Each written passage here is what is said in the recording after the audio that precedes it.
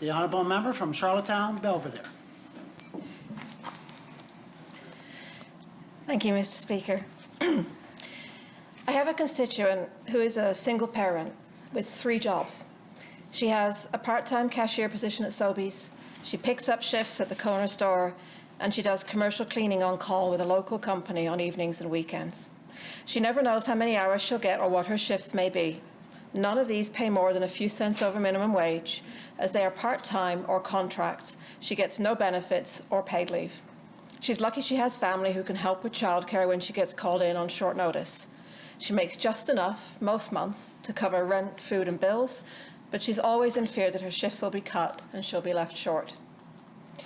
Another constituent is a full-time third-year university student who works 35 hours a week on top of his studies at a food service job so he has enough money to pay rent and eat. His student loans are already maxed out to cover tuition and books. He works evenings, sometimes misses labs and classes, and his marks are slipping.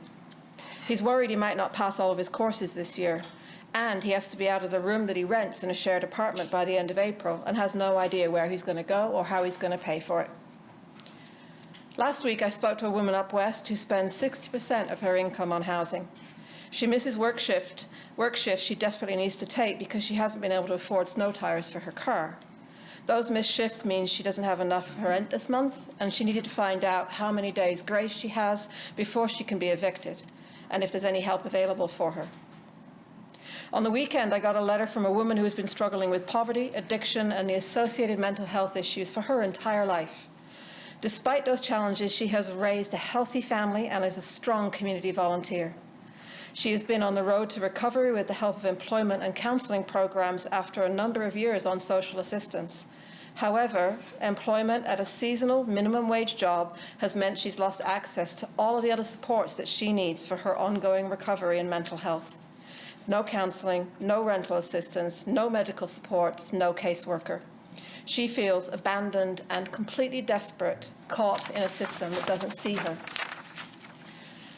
Mr. Speaker, this is what precarious employment looks like. It is unstable, poorly paid, unreliable, with few, if any, worker rights and no representation.